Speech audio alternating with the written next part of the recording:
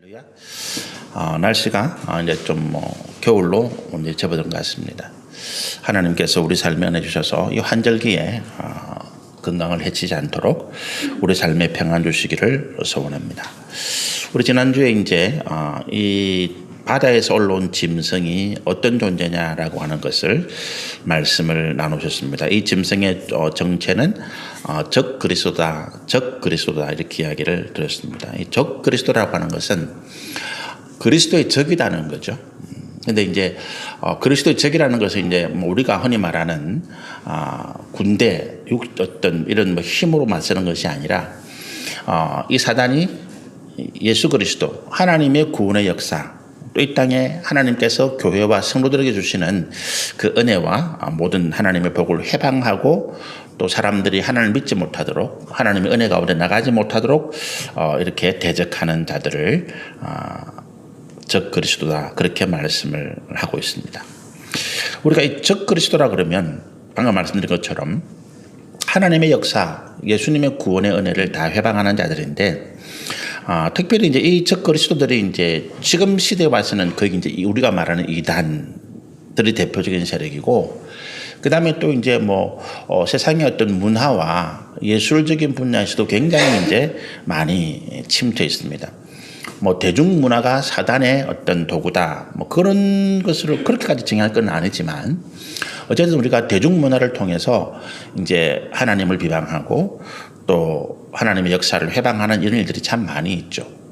요즘 이제 한 2, 3년 전부터 특히 이렇게 많이 이제 드라마나 영화나 이런 데서 이제 나타나는 현상들인데, 어떤 범죄자, 특히 악한 어떤 범죄를 사람이 생각할 수 없는 악한 일을 저지르는 범죄자가 대부분 그 신분을 뭐로 가지고 있는가 하면 무슨 교회나 어떤 종교의 지도자로 이렇게 가지고 있고, 그 배경이 그와 같은 악한 일이 일어나는 배경들이 다 보면 이제 교회, 그리고 악한 사람들이 교회 와서 예배드리고 기도하고 이런 일들을 이제 보여주고 있죠.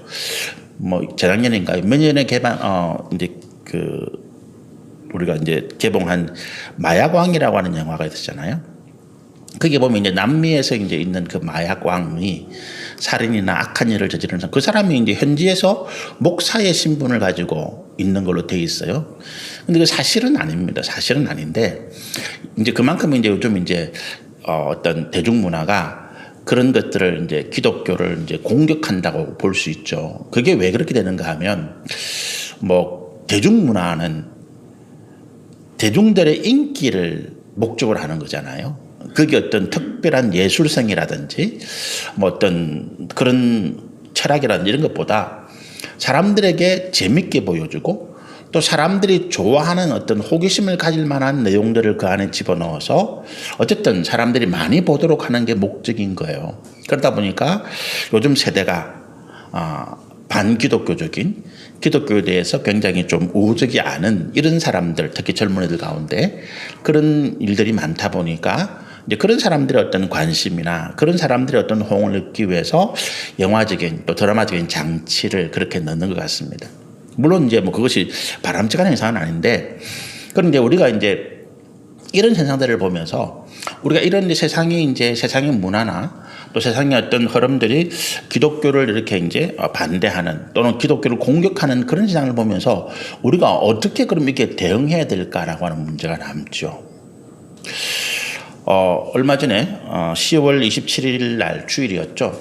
종교개혁 기념일인데, 그때 이제 서울에 이렇게 이제 서울의 도로에서 100만 명의 기독교인이 전국에서 모여가지고 집회를 했습니다. 이제 주일 날인데 각 교회에서 예배를 드리지 않고 그 자리에서 이제 모여서 한국의 큰 교회들을 중심으로 또 이제 막 지방에서도 그래서 주체적 이야기는 100만 명이 모였다 이런 이야기를 해요. 우리 교회는 거기를 참여 안 했고 제가 거기에 대해서 전혀 홍보도 않고 광고도 안 했습니다. 이유가 뭐냐 하면, 일단 그 자리에서 모여서 100만 명이 모여서 그 주제가 뭐였는가 하면 차별금지법에 대해서 반대하겠다라고 하는 이제 그런 주제였습니다. 차별금지법이라는 게 지금 국회에 계류 중이에요. 이게 이제 몇 년째 계류 중입니다. 근데 그 차별금지법의 내용이 뭐냐 하면 거기에 이제 기독교에서 우리 이제 일반적인 교회에서 문제를 삼는 것이 성소수자, 우리 동성애자라고 하는 이 동성애에 대한 합법화가 가장 큰 문제다. 이제 그걸 이제 하고 있죠. 그래서 동성애를 반대한다. 그렇게 이제 집회를 하고 있습니다. 저도 동성애에 대해서 이 동성애가 죄라고 하는 것에 대해서는 저도 분명히 말씀드리고 있죠. 근데 우리가 한 가지 이제 우리 기독교인들이 놓치고 있는 게 뭐냐 하면 우리 이런 그 흐름에 같이 넘어가는 사람들이 놓치고 있는 게 뭐냐 하면 죄와 죄인을 구분해야 된다는 거예요. 죄와 죄인이라는 거죠. 죄는 우리가 용납해서는 안 되고 죄는 하나님께서 반드시 멸합니다. 이 땅에 우리 요한계시록 20장에 천년왕국이 오고 하나님 나라가 올 때는 죄는 없어요. 죄는 그 자리에 있지 못합니다. 요한계시록 20장에 보면 죄악도 그 죄라고 하는 그 본질도 하나님께서 영원한 불못에 넣어서 심판을 받게 하시더라. 말씀이 분명히 나와 있죠. 그런데 죄인은 다르더라는 거예요. 죄인은 뭡니까? 죄인은 죄를 범한 사람인 것입니다.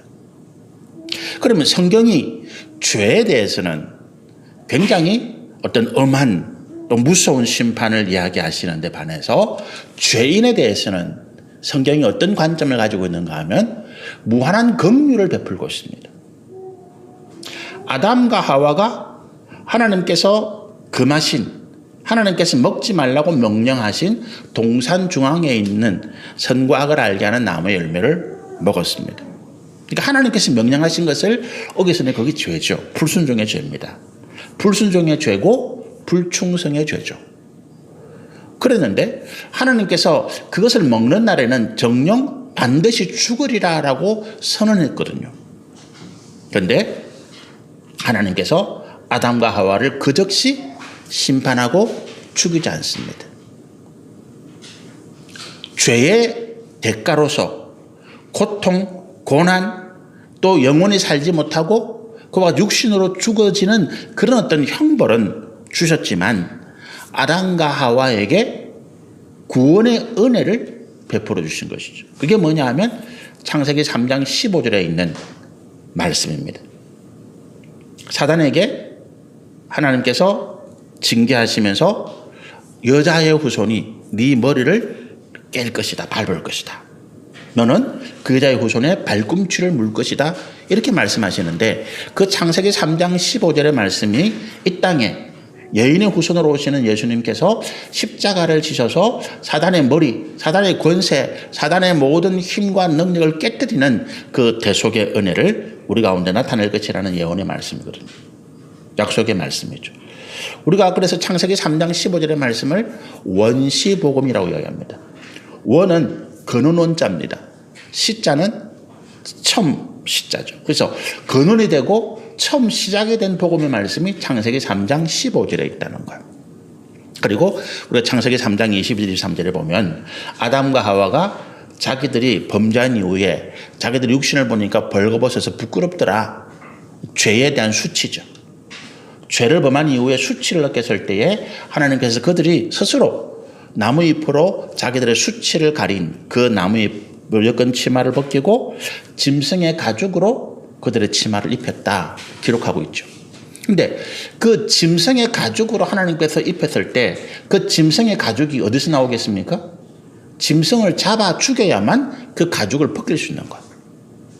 그 말씀은 뭐냐 하면 하나님께서 직접 아담과 하와가 그 선과 악을 알게 하는 나무의 열매를 따먹은 죄악을 짐승의 희생을 통해서 짐승의 피를 통해서 희생의 제사를 하나님이 직접 드리고 일시적으로 그들의 죄를 사했다. 예수님께서 이 땅에 다시 오실 때까지.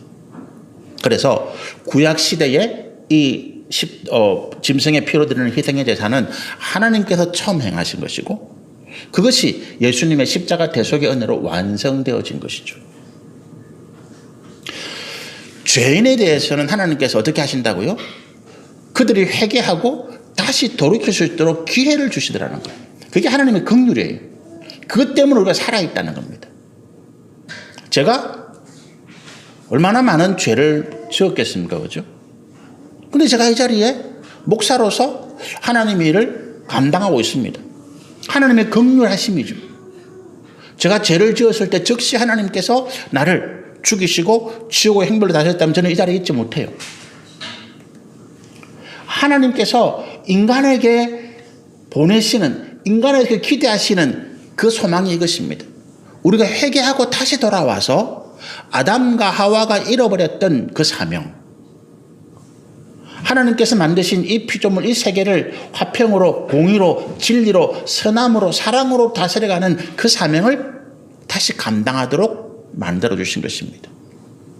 예수님께서 탕자의 비유를 하셨을 때 그 탕자의 비유가 죄인을 하나님께서 어떻게 보시는가에 대한 가장 극명한 비유거죠. 아버지에게, 살아있는 아버지에게 유산을 요구했습니다. 아버지 죽은 다음에 나에게 받아야 될 유산인데 살아있는 아버지 유산을 요구했어요. 그것만으로도 이 아들이 큰 죄를 지었는데 그 유산을 가지고 멀리 도시로 나가서 방탕하고 탕진한 것입니다.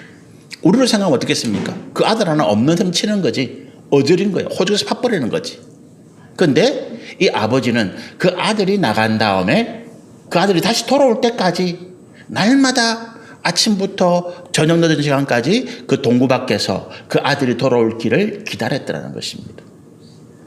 죄인에 대한 하나님의 마음이 이런 것입니다. 그래서 우리가 동성애라고 하는 그 죄는 용납해서는 안 됩니다.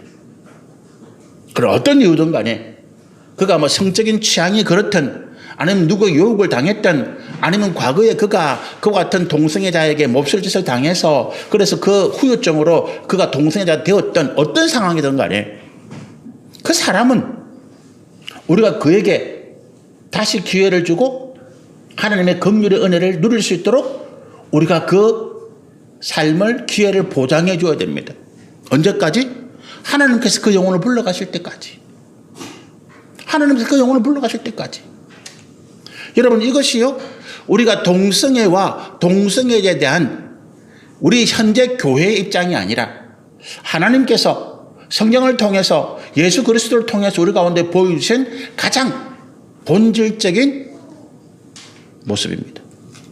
죄는 미워하되 그 죄인은 회개할 때까지 기다리신다라고 하는 거예요. 언제까지? 그 생명이 다하는 날까지. 지금 동성애자에게 예수 믿으세요. 그 동성애가 죄입니다.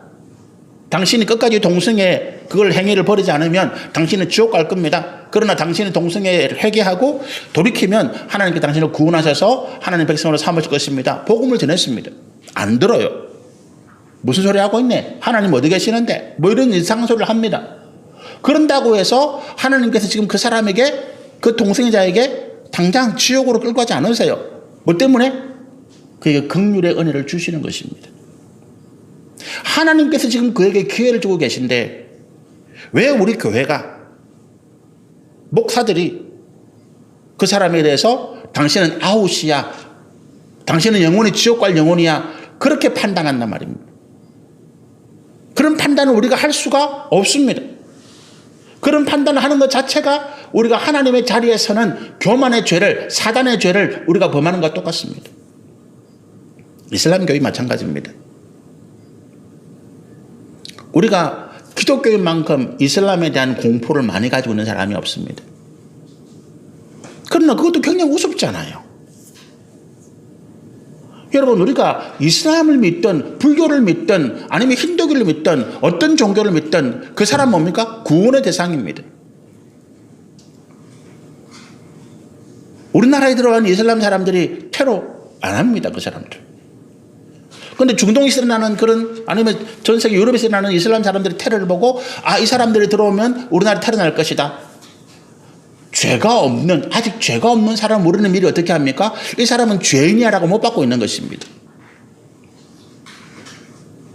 제가 제일 화나는 내용이 뭐냐 하면, 제가 목사인데 하도 목회자들에 대한 성범죄 이런 것들이 요새 많이 나다 보니까 어떤 사람들은 제가 목사라 그러면 이렇게 쳐다봅니다.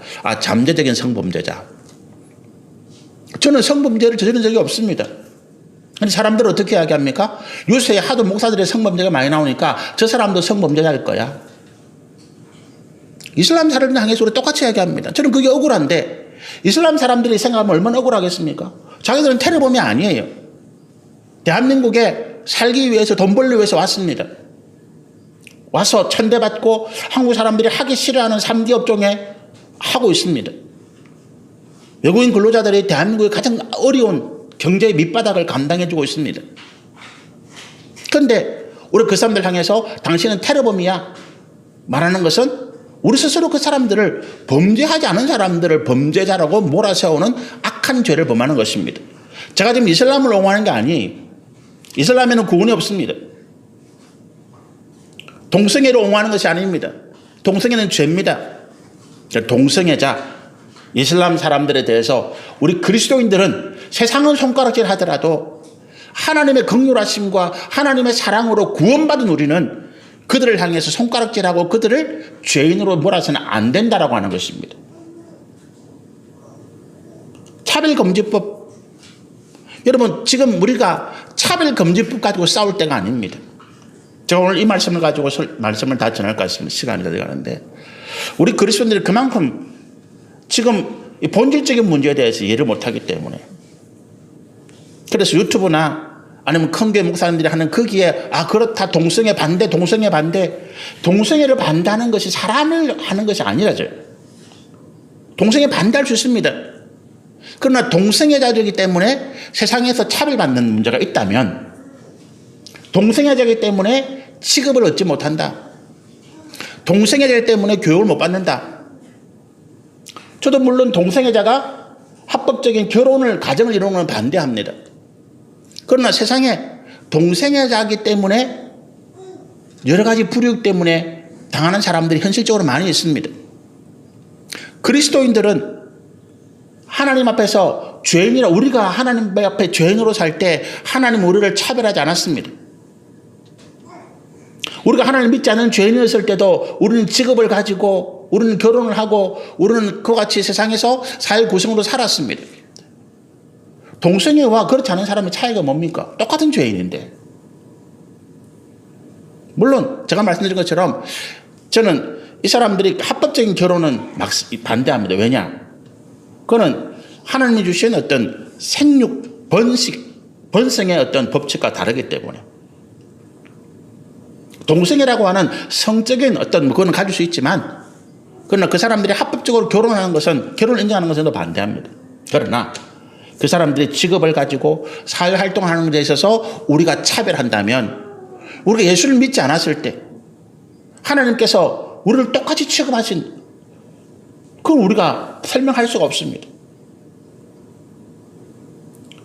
여러분 하나님 앞에서 우리가 이 적 그리스도라고 하는 이 세상의 문화, 세상의 어떤 영화나 세상의 어떤 그런 어떤 드라마나 이런 쪽에서 교회를 공격하고 목회자를 우스갯소리로 만들고 범죄자의 직업이 목사고 범죄의 온상이 교회처럼 그렇게 장치를 만들어서 하고 있을 때 그 이유가 뭐라고 생각하십니까? 저는 교회가 지금 세상에 대해서 편견을 가지고 있고 교회가 이 시대의 젊은이들의 어떤 아픔, 고통 이런 것들을 우리가 공감해 주지 못하고 길을 제시해 주지 못하기 때문에 왜 우리가 그렇게 공격을 받습니까? 우리가 아무런 힘과 능력이 없다면 공격 안 받습니다. 우리는 길을 제시할 수 있고 이 혼란한 세상에 이 고통받는 사람들에게 진리가 무엇인지 가야 할 방향이 무엇인지 무엇이 옳은 것인지 바른 것인지 제시할 수 있는 지혜와 지식과 능력과 말씀이 있기 때문에 그렇습니다. 10월 17일 날 여러분이 홍보도 안 하고 아무 말씀도 안 드리고 제가 거기에 간 것에 대해서 제가 좀 불편한 마음을 가지고 있는 것이 그 때문에 그렇습니다.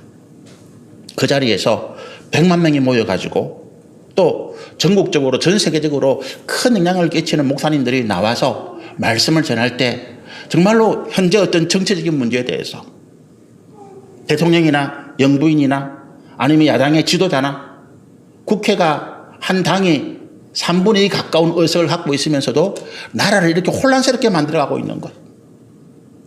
국민을 위한 법은 하나도 만들지 않고 그저 서로가 서로를 공격하기 위한 법만 만들어서 한쪽에서 만들고 한쪽에서 거부하고 이게 지금 2년 가까이 일어나고 있는 일이지 않습니까? 그럼에도 불구하고 교회가 여기에는 한마디도 말을 하지 않습니다. 젊은이들이 지금 고통하고 방황하는 문제에 대해서 한마디도 어떤 소망을 주지도 않습니다. 우리 젊은이들이 길을 제시하지 않습니다. 사회적인 어떤 문제가 가득해 있는데 그 문제에 대해서 교회가 진리의 말씀을 따라 하나님의 말씀이 이렇고 우리가 그 말씀대로 가야 이 땅의 평안과 이 땅의 공의와 이 땅의 온전한 사랑과 하나됨이 이루어진다. 지금 도대체 대한민국이 좌와 우로 나눠가지고 전라도와 경상도로 나눠서 싸워온 지가 몇 년째입니까? 지금 삼국시대도 아니고 고구려 신라 백제 시대도 아니고 도대체 언제적 백제인데 언제적 신라인데 아직도 무슨 뭐 백제가 어떻고 신라가 어떻고 그래서 경상도는 어떻고 전라도는 어떻고 그걸 가지고 싸우고 있는 이 나라, 이 문제를 교회가 한마디도 말을 못하고 오직 동성애 반대, 차별금지법 반대, 그거를 외치고 있으니까 정말로 갑갑하고 답답하고 이 설교를 이 내용을 큰교회 목사님 들으면 불편할지는 모르겠지만 저는 아무런 힘도 없고 지방에서 몇십 명 모이지도 않는 교회 목사지만 정말로 갑갑하고 답답하고 이 시대가 적그리스도가 교회를 무너뜨리려고 하는 시대에 우리가 싸울 수 있는 방법은 진리의 말씀뿐인데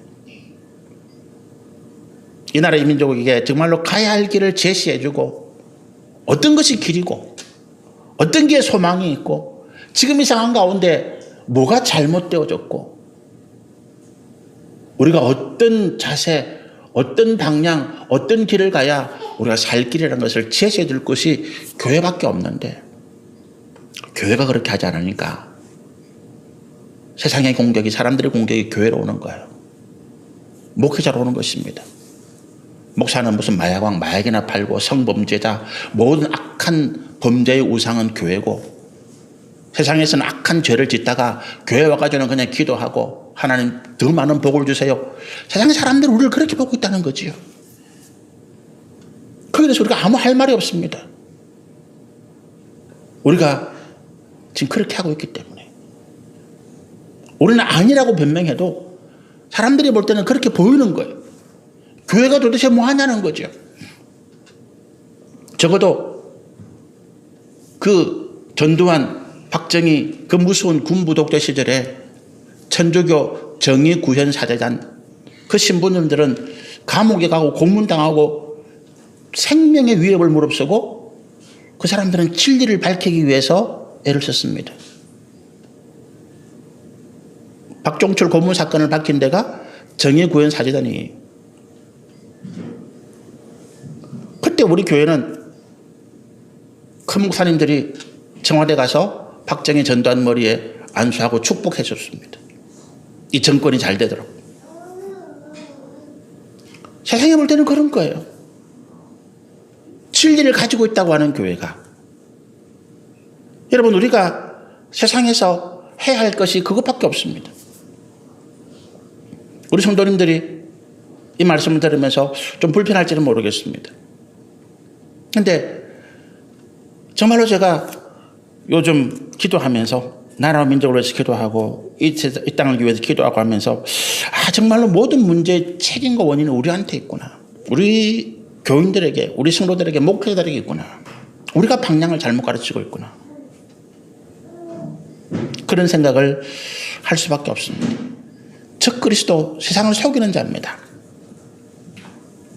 진리를 대적하는 자입니다. 여기에 맞서서 이길 수 있는 방법은 우리가 다시 진리의 말씀으로 돌아가고 우리가 다시 믿음으로 갈 수밖에 없습니다.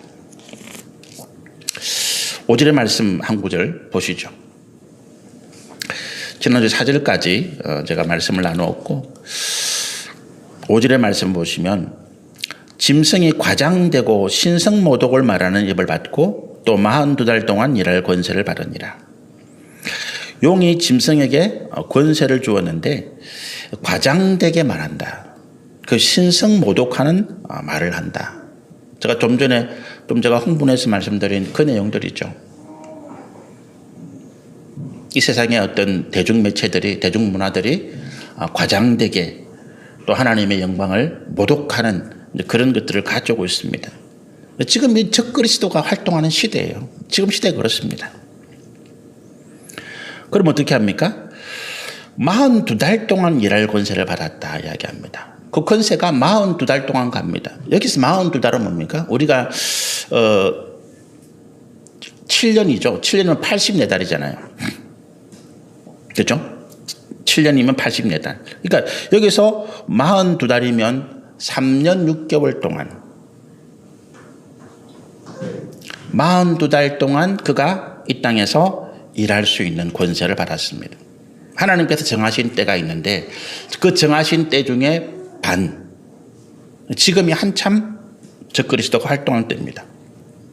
그래서 가면 갈수록 저는 이런 상황이 더 심해지리라 봐요. 또 정말 우리가 깨어있지 못하고 기도하지 못하는 그런 교회, 그런 어떤 교회 지도자들이 점점 세상의 어떤 그런 비본질적인 문제를 가지고 또는 우리 스스로를 의롭다 하는 그런 쪽으로 이 교회나 또 그런 모습들이 갈 것 같습니다. 그런데 정말 이때 우리가 깨어 있어야 되는 거죠. 6절에 보십시다. 짐승이 입을 벌려 하나님을 향하여 비방하되 그의 이름과 그의 장막 곧 하늘에 사는 자들을 비방하더라. 땅에서 짐승이 이제 사람들을 미혹하고 또 그와 같이 과장되게 또 하나님을 모독하는 말을 하다가 이제는 하늘을 향하여서 이제 입을 벌립니다. 그러면서 하나님을 직접적으로 모독하는 일을 합니다.